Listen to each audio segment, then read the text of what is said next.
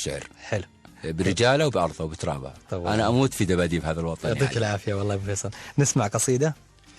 سلام يا حايل حبيب الطي بنت الخيال، الليلة أنتي سيدة حرفي وأنا شاعرك، قالوا لي إنك ما كبرتي يا عروس الشمال، باقي عروس ويلمع البراق بساورك، لا تقولي شيء عن سر البهاء والدلال، أنتي خطاك الغيم يا حيي وأنا عاذرك، الله عليك اللي تواضعتي وقلتي تعال، والله على هيبة غرورك نوب ومكابرك، المسعد اللي كل ما ريع عليك الظلال، لما البختري والنفل والشيح عن صابرك، مدري حرام الموت بين يديك ولا حلال، لكني يدري ليه أنا أحبك ولا شاورك، يا مرتع التاريخ لا عدة فعول الرجال، المجد من ماضيك مسراته إلى حاضرك، أنت لياجة للكرم طاري وجابه مجال، كل نتمنى لو يجي مرة على خاطرك، وندري إنك فوق كل اللي نقول ويقال، وإن النجوم تغار لو إن القمر جاورك، والشاعر اللي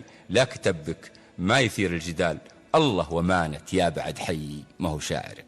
الله صح لسانك يا بعد حي أنت أيضا. ما أدري شو أقول مساعد، لكن يارا الرشيد تقول أحلى القصيد حاضر بحضور سيف القصيد.